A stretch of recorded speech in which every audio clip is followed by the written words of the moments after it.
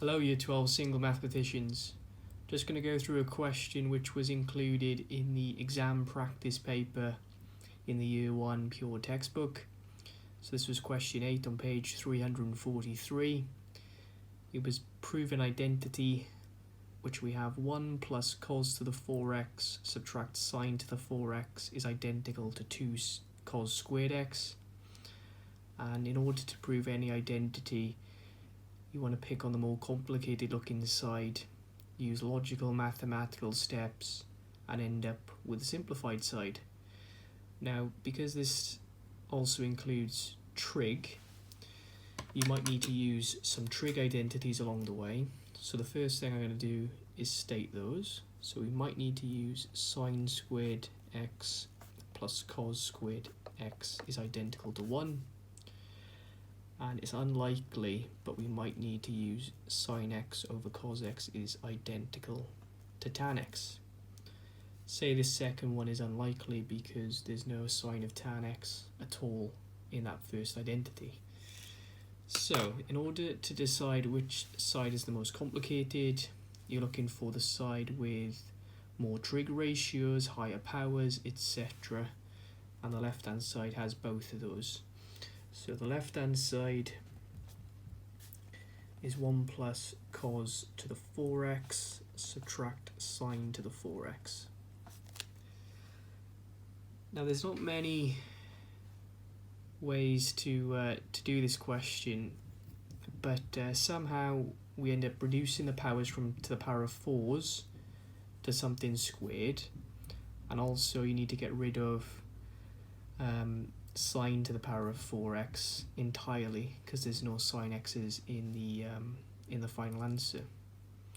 Now there's a shortcut to this, or there's a long way. So I'm going to briefly go through the long way, which definitely works, which is if you make sine squared x the subject in the first identity,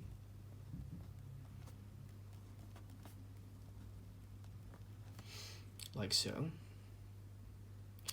you could in theory replace sine to the 4x with this thing squared. So sine to the 4x would be identical to 1 minus cos squared x squared.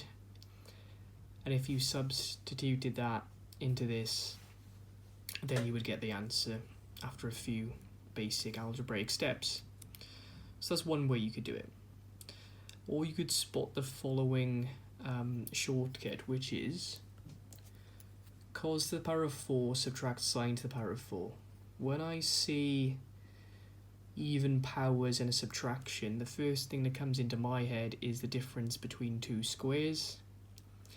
And these second two terms could be rewritten as cos squared x plus sine squared x times cos squared x subtract sine squared x, like so.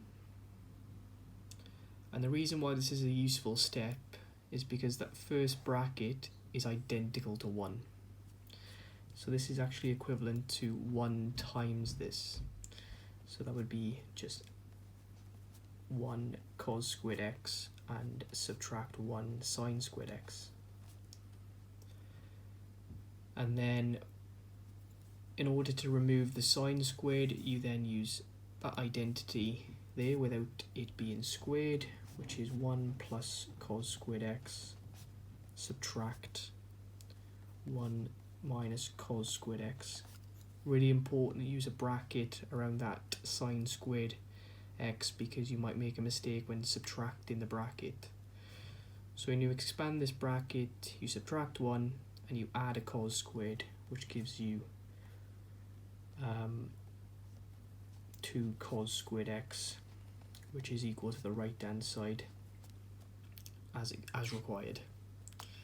It's really important that you make the comparison with the right hand side as your conclusion, otherwise you might lose the final mark. So right hand side as required. End of proof. And that would be it.